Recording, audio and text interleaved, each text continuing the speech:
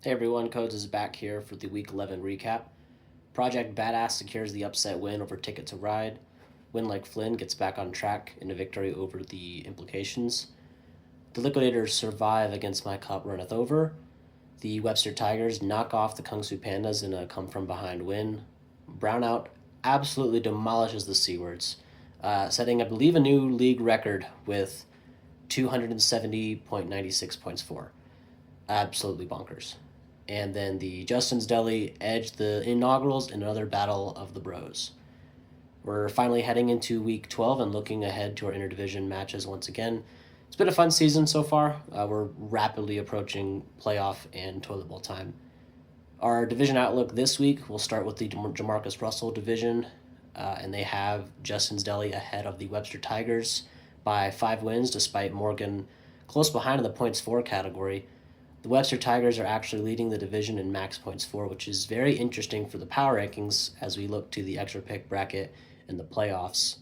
Blind Spiral will dig into that a bit more in his preview, but this is looking like the Deli have a clear shot at a first round bye if they can continue to outpace Ticket to Ride or the Liquidators in the Achilles Smith division. They've just got to keep winning their games, and they'll have two, quote unquote cupcake matchups. No disrespect meant to Project or Nate. The Webster Tigers would need to win out as well, probably, and get some help from their division mates as well. Someone would have to knock off Delhi in an upset, which is totally possible. We've seen Project's team kind of come together as of late. Let's see if they can play spoiler in their own division this time. The Ryan Leaf division is next, and this has been a tale of tears. You've got K-Migs, and you got everyone else. Brownouts giving themselves a nice cushion heading into their interdivision bouts. These 4 squads will have to survive the ringer every year until realignment.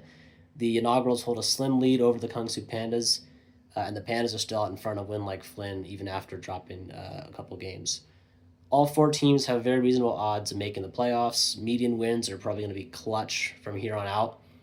Win Like Flynn is making a real case for a dark horse within this division with the points they're putting up week to week.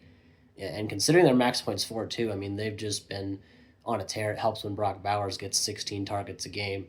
The Kung Fu Pandas are on a bit of a skid, but you can never count them out when the going gets tough. They've consistently been a phenomenal team in this league.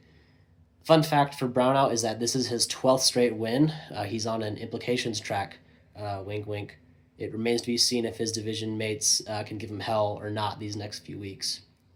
The Achilles Smith division is a 2-man race, but it is much tighter than the Jamarcus Russell division is. The Ticket to Ride versus the Liquidators Week 12 matchup should be considered a must-win for both squads, both managers. This is going to be for all the marbles within the division for now.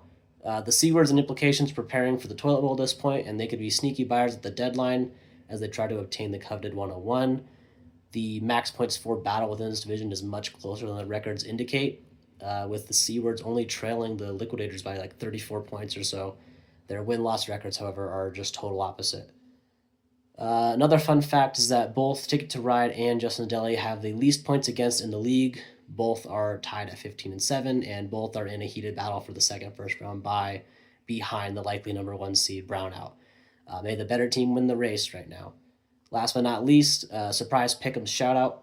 7 more weeks to go to your table leaders. We have Chase, Codes, Nate, Rick, and Alan. Chase with 111 leading the way for that comp pick.